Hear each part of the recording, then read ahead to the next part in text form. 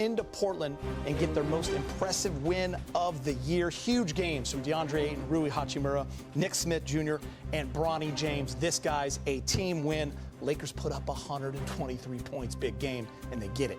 Look, I'm going to have to go back to the original old school Worthy clap when I was bouncing up in the chair. Because I've got to tell you, you want that one, big game. This might have been the best game of the year, in my opinion. They've had some good games, but this one, Geeter, it's indicative of what J.J. Redick has been putting out there to this team. You know, regardless of who's on the floor, the principles remain the same. You know, you might not have the talented players, Luka, you might not have LeBron or Reeves, but you still have the same principles as a team. And I thought they worked it to the T tonight. I thought, you know, it was just a really good game. Smith coming in, doing what he did. Rui, you know, taking an 8 and coming back home to Portland, playing a good game. I just thought they did a good job defensively. And that was won the game for them down the stretch. I just feel like when you look at these people that were in the game, they're all top 10 picks in the draft. So they probably saying, oh, this is what we can do if you let us play. And you look at the way Smart kind of kept everybody under control. You know, they had a little problems bringing the ball in, and Smart said, let me take it upon myself to bring it up, get us in position. You look at what Ayton was able to do on the inside. I think Ayton probably knew everybody he was going up against because of all the days in practice. But you look at Nick Smith coming off, you know, Jr. coming off the bench, play with no fear. Just going out there and dominate. You know, a couple of shots, I was like, is he? Oh, yes, he did. Oh, he made that. Yes, he did. And so that's what you got to have. You got to play with no fear. I talked about playing with, you know, fear, you know, playing fearless and playing with a lot of speed and playing really playing really great. So this was just an exciting game to watch from beginning to end. I thought this may have been Bronny's best game of his NBA career. He was awesome tonight. You know, for a young kid that's been working toward, you know, trying to get more experience, he came in when they needed him. You know, he had some assists. 6. He had some assists. He had big rebounds, kept the ball in play, hit a big 3. So, you know, we talked about this, I think, when Derek was in here. We talked about how he gets to play with, you know, other big-time players. He'll learn more and adjust better. And I think, you know, this is a good game for Bronny as well. Bronny also had 2 big free throws. Lakers have now won 4 in a row, 6 out of 7. And I know you guys were getting the same kind of text I was. Who's Nick Smith Jr.? We'll find out right now. Here he is with Mike Trudell.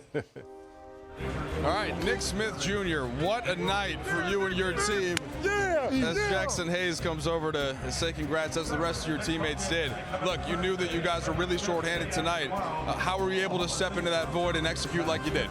Well, I just wanted to come out here with energy, and Coach JJ and the coaching staff believe in me and believe in this group. No matter who we got, you know, our best players out. Just come out here and compete and win. And you know, I feel like we did that today, and we got to keep it going. I mean, look, you're on a 2-way. I know you're battling to get a full contract in the NBA like anybody else would, but the main focus being the team. Nonetheless, what does it feel like to come through in a moment like this? It's big for me, man, especially, you know, having a coaching staff. It just give me the utmost confidence just to go out there and play my game. And, you know, my teammates just definitely done a good job with me, just leading me in the right direction. And, you know, I'm learning a lot, man, and, you know, I'm just happy to be here. 3 short of your career high. Take me through the back-to-back threes in crunch time when Portland was trying to push on you.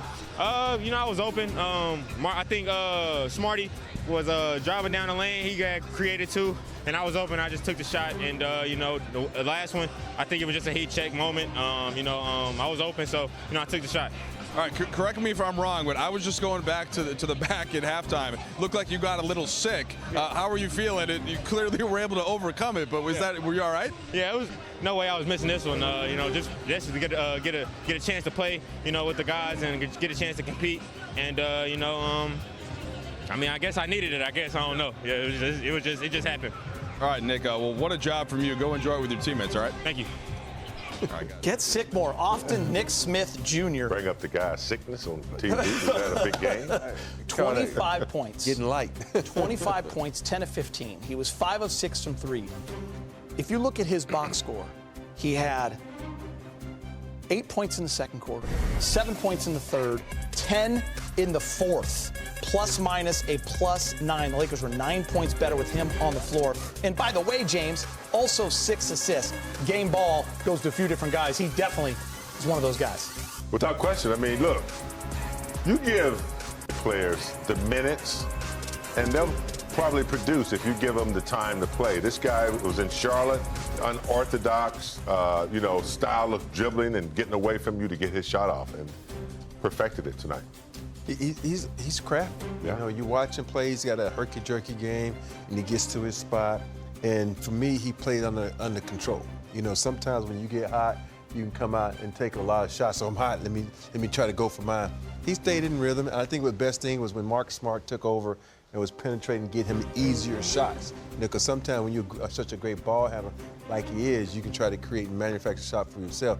But sometimes it's a lot easier to just sit in the corner and take a shot. And I think Marcus Smart did that for him. You're always so excited in these kind of games because I'm always like, oh man, no one's playing tonight. And you love it because you always said, I got a lot of sugar back in the days when Shaq and Kobe would play. That was the one thing I'm putting up numbers. Mm-hmm. When I go to an old arena where I played at, or I used to be on that team, or when the stars are out, time to shine. Yeah, it's always been a comfortable situation. You know, you look it down the line, you say, okay, A is out, B is out. Okay, there's going to be a lot of balls being, especially when you got a team that loves to play with one another. You know, you can sometimes play on a team of guys that he says, oh, I can get mine because I'm on the contract. You know, you think about this guy, he's on a two-way deal. He could have went out and forced the issue, but he didn't. He let the game come in. And it's so much fun and better because you can really see how good players are. Sometimes we don't understand how much of a backseat some players take. You think of what DeAndre Ayton did when he was in Portland. Everybody like, he didn't put up numbers there, because he had all these other guys trying to get numbers. Tonight, when you go into a guy, he can show you his ability, what he do. You look at Rui. Rui did his thing. Everybody had the opportunity to score. So that lets you know there's a lot of talent on that bench. The Lakers doesn't have the opportunity to do it. Hayden, Rui Hachimura and DeAndre Ayton, they combined for 57 points. They hit 24 out of 34 field goals.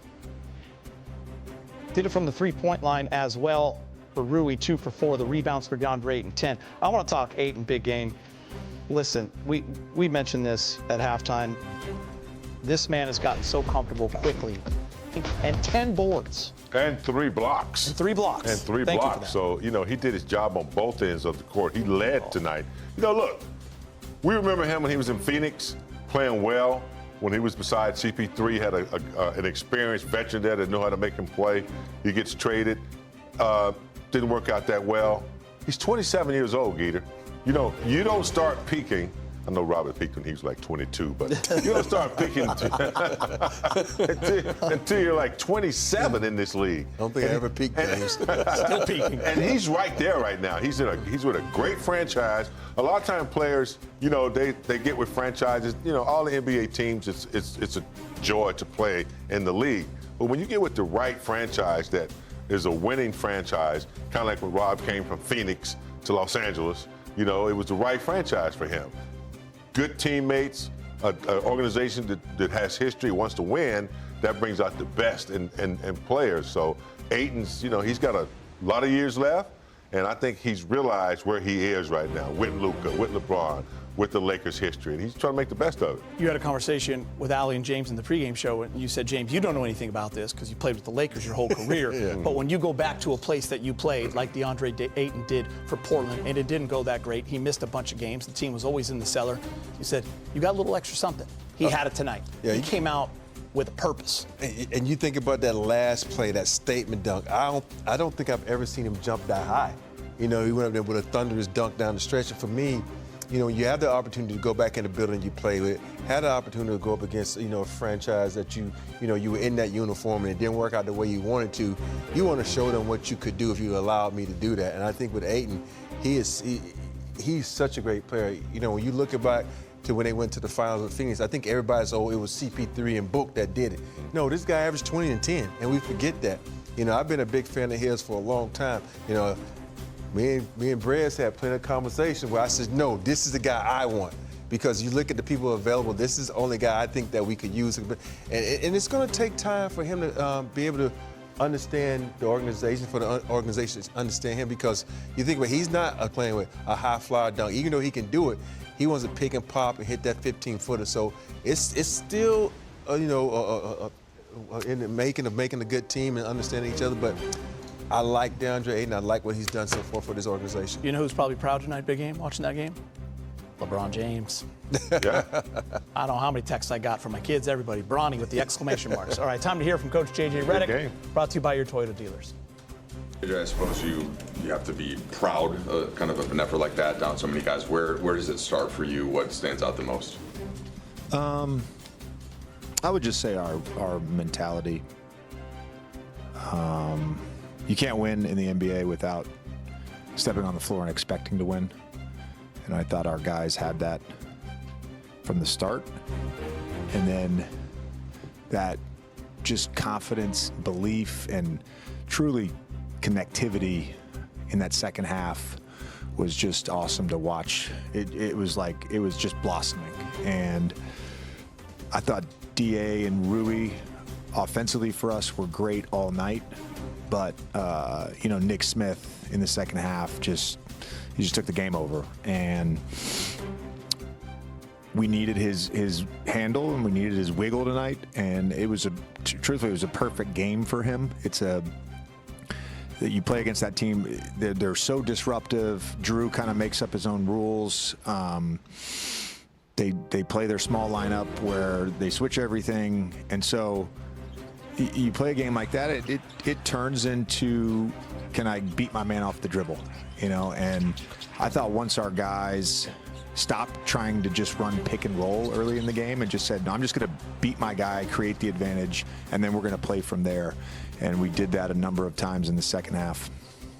With Nick Smith, he's on a two-way, and kind of to come through in moments like that, is there any extra that you're kind of also enjoying and watching and rooting for him, or not you're locked into the game, but just the way his teammates are embracing him and kind of the that's what I mean by the connectivity. We got a good group. I'm excited about this group and what we could potentially be. I'm excited about the group, and his teammates loved it. The bench was awesome tonight. Our huddles were awesome. Just again, expecting to believe, or expecting that we're going to win. I thought our guys had that all night. There was, after opening night, there was a lot of discussion about we've got to figure out how we're going to play hard the way that we did last year. That was a part of our DNA. It's going to take time. Here you are 7 games later, and it feels pretty much in your team's bloodstream already. How did it happen so quickly? I would say I've told the team this a number of times throughout the preseason and early in this season that the best teams are always going to be player-led. And so those guys holding each other to that. That's why I say those huddles, the communication on the court, all those small interactions, they're really valuable. And the guys are holding each other accountable to that. And then as a coaching staff, you have to get buy-in to that, and our guys are bought in. I think we talk about it as a group all the time. You can't win in this league unless you play hard. It's impossible now. And these guys have just been awesome for the last 7 games. There's a certain amount of offensive sacrifice that just comes into having to play in this league, and the good shots are threes and layups traditionally, but you've got guys on your team Rui Hachimura is a really good mid-range shooter. He doesn't miss from the mid-range. DeAndre Ayton's a post-up player sometimes. Yeah. It felt like tonight, all the bad shots were good shots for your group. What was it like kind of watching that type of offense? Yeah, again, you have to look at it's two things. You have to look at, over the course of an 82-game season, what type of shots are you trying to generate? What is the most value? How do you get good shots? How do you create an advantage? And then on a night like tonight, how do we put the ball in the basket? How do we get a shot up? How do we run something that's in the semblance of organization? And the guys just for the last 3 quarters did that at a really high level. You guys were in a very similar position exactly a week ago. Where did you see the biggest difference defensively from your group from last Monday to today? They got a lot of the same stuff. 15 offensive rebounds and 26 second chance points, so I guess a little bit better. I thought overall, though, just outside of a few personnel things, Grant, getting to his left hand for an and one in the first half. Abdi is he's a bull, getting to his right hand. And then, but we had some great shifts and some great on-ball stuff where we were really dialed into personnel. That's what we told the group before the game. Like, this is a personnel game. Similar to last night, it's a personnel game. This is not a how do I guard this action game. It's how do I guard my guy. And I thought our